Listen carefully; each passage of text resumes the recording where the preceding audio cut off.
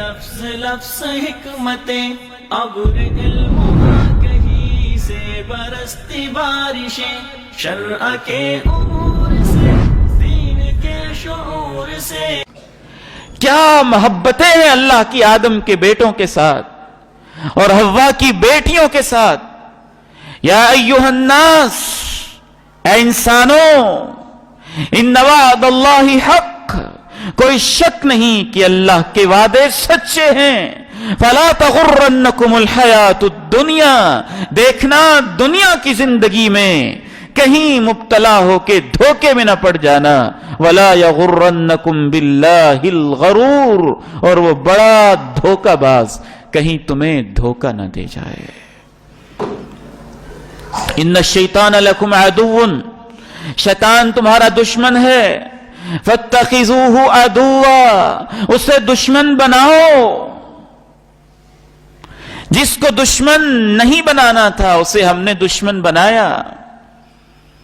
ہم نے باپ کو دشمن سمجھا، ماں کو دشمن سمجھا، بھائی کو دشمن سمجھا، بہن کو دشمن سمجھا، بہو کو دشمن سمجھا، ساس کو دشمن سمجھا، سسر کو دشمن سمجھا، داماد کو دشمن سمجھا، کہیں بیوی کو دشمن سمجھا، کہیں خاوند کو دشمن سمجھا، کہیں کزن کو دشمن سمجھا، کہیں ماموں کو انکل کو، کہیں بھتیجے کو بھانجے کو ہم نے دشمن سمجھا.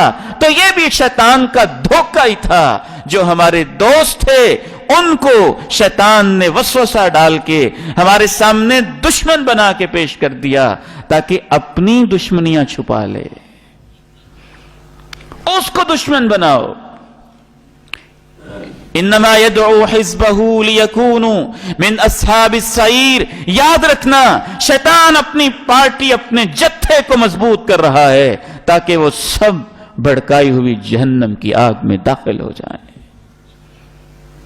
ایک مقام پہ اللہ نے شکوہ بھی کیا، کہا افتتخذونہ وذریتہ اولیاء من دونی وہم لکم عدو بئس للظالمین بدلا.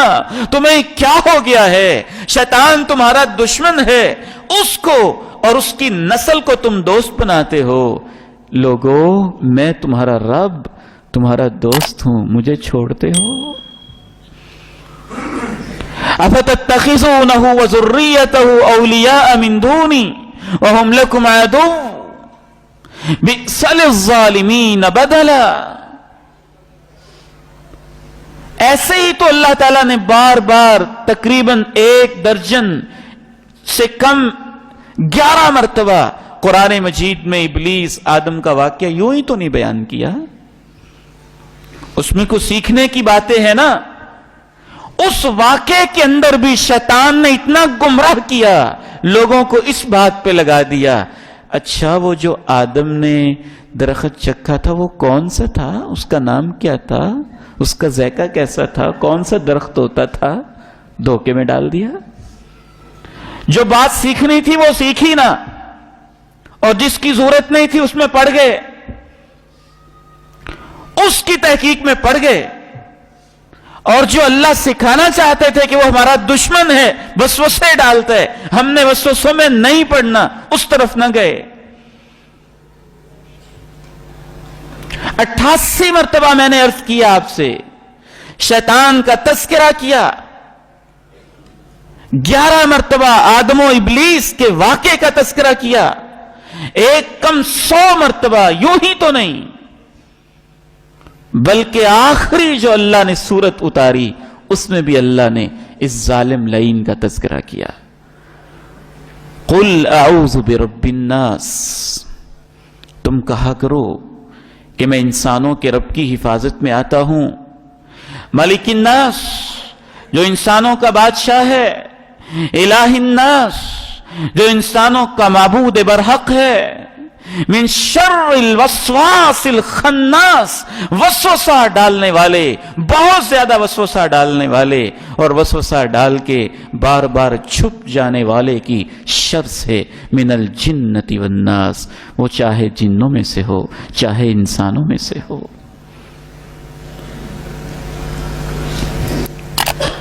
وسوسہ ڈالتا ہے. انبیاء کو بھی معاف نہیں کرتا، صحابہ کو معاف نہیں کرتا، اولیاء کو معاف نہیں کرتا،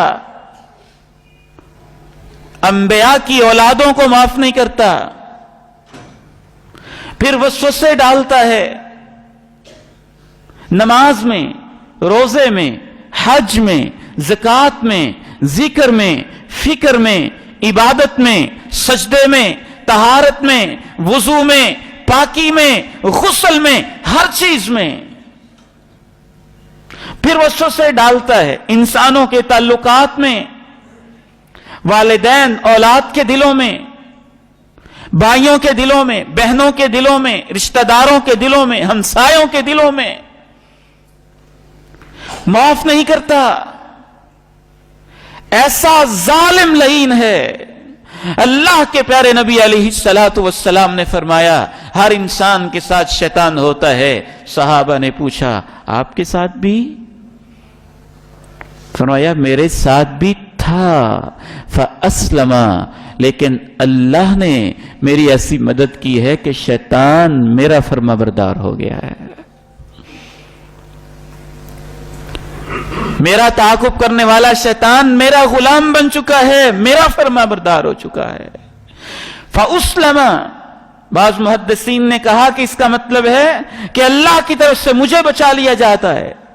ہماری ماں حضرت عائشہ رضی اللہ تعالی عنہا بیان فرماتی ہیں اللہ کے پیارے نبی علیہ السلام نماز پڑھ رہے تھے، فرمایا ان عفریتا من الجن تفلت علی البارحہ، آج رات اس نے میرے اوپر حملہ کرنے کی کوشش کی، فَأَمْكَنَنِيَ اللَّهُ مِنْ، اللہ نے مجھے طاقت دی۔ ایک اور روایت میں ہے میں نے اس کو پکڑ لیا، ایک اور روایت میں وضاحت ہے فَخَنَقْتُهُ، میں نے اس کا گلا دبایا، حتیٰ کہ یہاں تک وضاحت ہے اتنا گلا دبایا کہ اس کی زبان باہر نکل آئی۔ آپ فرماتے ہیں اپنے ہاتھ پہ میں اس کی زبان کی ٹھنڈک محسوس کر رہا ہوں۔ کوشش تو کی نا اس نے۔ ایک صحابی آیا کہنے لگا اللہ کے پیارے نبی علیہ السلام نماز میں وسوسے بڑے آتے ہیں، کیا کروں؟ فرمایا یہ ایک شیطان ہے، اسے خنزب کہا جاتا ہے۔ اس نے اس حدیث سے معلوم ہوتا ہے کہ شیطان نے اپنے چیلے چانٹوں کی علیحدہ علیحدہ بھی ڈیوٹیاں لگائی ہیں۔ کسی کی اس نے ڈیوٹی لگائی وضو میں وسوسے ڈالنے ہیں، کسی کی اس نے ڈیوٹی لگائی نماز میں وسوسے ڈالنے ہیں، کسی کی اس نے ڈیوٹی لگائی طہارت میں وسوسے ڈالنے ہیں، کسی کی اس نے ڈیوٹی لگائی میاں بیوی کے مابین وسوسے ڈالنے ہیں، کسی کی اس نے ڈیوٹی لگائی رشتہ داروں کے درمیان وسوسے ڈالنے ہیں۔ بس ایک پورا فلسفہ گھڑتا ہے، وہ پورا فلسفہ۔ اللہ تعالیٰ نے اس کو شیطانی وحی کہا ہے، جس کو آپ فلسفہ کہتے ہیں نا۔ کائنات میں غور و فکر، اللہ کی ذات کے بارے میں غور و فکر، اس معنی میں کہ الیاذ باللہ جس کی شریعت اجازت نہیں دیتی وہ شیطان کی وحی ہے۔ ان الشیاطین لیوحون الی اولیائہم زخرف القول غرورا، وحی کا معنی ہوتا ہے چپے سے آہستہ غیر محسوس طریقے سے کوئی بات آگے پہنچا دینا، وہ غیر محسوس طریقے سے باتیں دلوں میں ڈال دیتا ہے، فلاسفرز کے دلوں میں، پروفیسرز کے دلوں میں، ڈاکٹرز کے دلوں میں، تھنکرز کے دلوں میں، مفکرین کے دلوں میں، یہودیوں کے دلوں میں، عیسائیوں کے دلوں میں، ماہرین لغت کے دلوں میں۔ وسوسہ اس قدر خطرناک چیز ہے کہ اس صحابی نے جب عرض کی تو آپ نے فرمایا ایک شیطان ہے، اسے خنزب کہا جاتا ہے۔ خنزب اس کا کام ہی یہ ہے جب بندہ نماز پڑھنے لگتا ہے تو وسوسے ڈالتا ہے۔ اے میرے پیارے صحابی جب وہ تمہارے پاس آئے اپنے بائیں طرف تھوڑا سا تھوک ملی، یوں پھونک کر اعوذ باللہ من الشیطان الرجیم پڑھا کرو۔ صحابی کہتے ہیں میں نے یہ کیا، اللہ نے میرے سارے وسوسے ختم کر دیے۔ وسوسہ ڈالتا تو ہے نا، ہر لمحے ڈالتا ہے، ہر وقت ڈالتا ہے، پوری زندگی ڈالتا ہے۔ اور اس کا سب سے پہلا وسوسہ یہی ہے کہ اس نے اپنی دشمنی کو ہمارے ذہنوں سے ویسے ہی نکال دیا ہے۔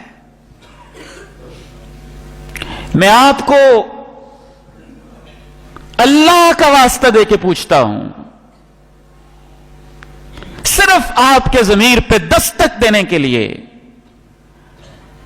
اگر آپ کی کسی کے ساتھ دشمنی ہو اور آپ کے باپ نے آپ کو کہا بیٹا یہ بڑا ظالم ہے، بہت سخت دشمن ہے، خاندانی دشمنی ہے اس کے ساتھ ہماری، اس سے بچ کے رہنا ہے، پھر اس نے مقدمہ بھی کیا ہو، تمہاری زمین کا مسئلہ بھی ہو، تمہاری جائیداد کا مسئلہ بھی ہو، ایمانداری سے بتانا پھر آپ اس دشمن سے کتنے چوکنے رہتے ہیں؟ نمازوں میں بھی اس کا خیال، کئی مقدمہ جیت نہ جائے، صبح و شام اس کا خیال، ہر ایک سے دعائیں، مقدمہ چل رہے دعا کرنا، دشمن بڑا چلاک ہے کہیں دھوکہ نہ دے جائے۔ کتنے ذمہ دار، کتنے محتاط ہوتے ہیں آپ، کتنے فکر مند ہوتے ہیں آپ۔ کیا ہو جائے گا زیادہ سے زیادہ؟ زمین چلی جائے گی، اور کیا ہو جائے گا؟ کوئی 5 مرلے کا پلاٹ چلا جائے گا، اور کیا نقصان کر سکتا ہے وہ دشمن؟ یہ دشمن تو ایسا دشمن ہے، تمہارے رب نے کہا تھا آدم کے بیٹو تمہارا خاندانی دشمن ہے، اس نے تمہیں جنت سے نکالا ہے، میں تمہارا رب کہتا ہوں، چالاک بھی بڑا ہے، ہوشیار بھی بڑا ہے، اس کے بارے میں فکر مند رہنا۔ اس کے بارے میں ہم نے کبھی سوچا ہی نہیں کہ یہ شیطان خیال ڈال رہا ہے، میں نے اس سے کیسے دشمنی کرنی ہے، میں نے کیسے اپنا اس کو دشمن بنا کے رکھنا ہے۔ پھر اللہ نے یہ بھی بتایا، کبھی وسوسہ ڈالتا ہے، وسوسہ ڈال کے چھپ جاتا ہے، اللہ نے یہ بھی بتایا اذا مسهم طائف من الشیطان تذکروا فاذا هم مبصرون، کبھی بس ایک چکر سا لگاتا ہے، خیال سا ڈال کے بھاگ جاتا ہے، کبھی اللہ نے کہا وہ انگلی لگاتا ہے، اما ينزغنك من الشیطان نزغ فاستعذ باللہ، بالکل ایسے جیسے ہم پنجابی زبان میں کہتے ہیں، انگلی لگانا، چھیڑنا، بس چوکا لگاتا ہے، ینزغنک، نزغ کہتے ہی اس کو ہیں، انگلی سے یوں زور کے ساتھ کسی کو یوں جھٹکا دینا، انگلی مارنا، کبھی وہ اس طرح انگلیاں لگاتا ہے، اکساتا ہے، چوکے دیتا ہے، اور شیطان کا اگر علاج نہ کیا جائے تو پھر وہ دل کے اوپر یوں جم کے بیٹھ بھی جاتا ہے، پھر وہ دل کے قلعے کو فتح کر لیتا ہے، پھر اس کے اوپر قبضہ ہو جاتا ہے، پھر اس کو محنت کرنے کی ضرورت نہیں رہتی، پھر وہ سٹیج بھی آتی ہے کہ امام ابن الجوزی رحمہ اللہ نے لکھا ہے، شیطان نے ایک دفعہ کہا تھا پہلے میں آدم کے بیٹے کو سکھا کے آتا تھا، اب میں ان سے سیکھ کے آتا ہوں۔